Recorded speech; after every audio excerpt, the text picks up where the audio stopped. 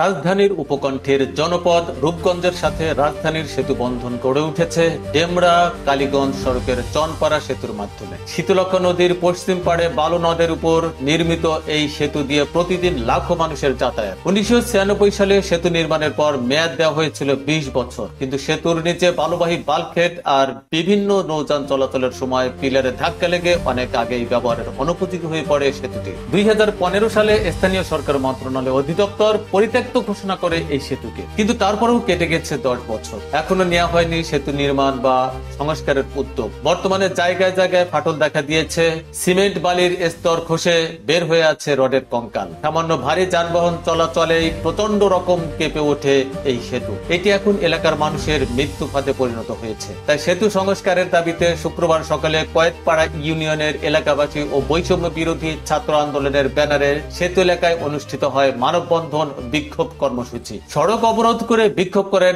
আয়োজকেরা। দ্রুত এই সেতুর সংস্কার অথবা নতুন সেতু নির্মাণ করা না হলে আরো বড় কর্মসূচির ঘোষণা দিবেন বলে জানান তারা। চনপাড়া টু কালীগঞ্জ পর্যন্ত যাতায়াতের লোক আছে।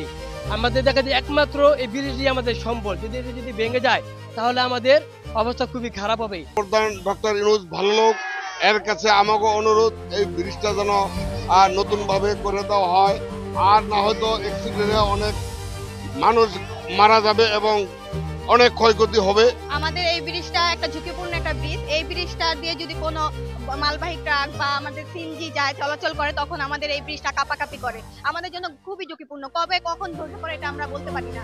এই ব্রিজটা একটা প্রাণ যাওয়ার আগে এই ব্রিজটা আমাদের সংস্কার করা বা নতুন একটা ব্রিজ আমরা চাই। আমি উদাত্ত আহ্বান জানাই যে প্রশাসনের যারা আছেন, এখন সরকার নাই, এখন আমাদের আরো হচ্ছে ভালো সরকার আমরা পেয়েছি আলহামদুলিল্লাহ। আপনারা আপনাদের এই বিষয়গুলি সিদ্ধান্ত নেবেন। আমাদের আহ্বান আপনারা প্রাণনাশ ঘটনার যদি অপেক্ষাই করে থাকেন তাহলে ব্রিজ নিয়ে আর কোনো কথা বলে লাভ নাই। আমরা চাইতেছি প্রশাসনের দৃষ্টি আকর্ষণ করে বলতে চাই যে কোনো দুর্ঘটনা বা প্রাণনাশ ঘটার আগেই যাতে এই ব্রিজের কোনো সংস্কার না, আমরা এই ব্রিজের পাশে একটি নতুন ব্রিজ চাই।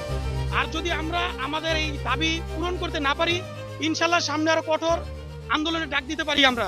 এই ব্যাপারে রূপগঞ্জ উপজেলার নির্বাহী কর্মকর্তা মোহাম্মদ সাইফুল ইসলাম বলেন, বর্তমান পরিস্থিতি উল্লেখ করে মন্ত্রণালয়কে চিঠি দেওয়া হয়েছে। দ্রুতই নতুন টেন্ডার করে সেতু সংস্কার অথবা পুনর্নির্মাণ করা হবে। এটি আমি যোগদানের পর থেকে এলাকাবাসী, সাংবাদিক সবাই কিন্তু এই দাবিটি করছেন যে এই ঝুঁকিপূর্ণ সেতুটি পুনরায় নির্মাণ করার দরকার।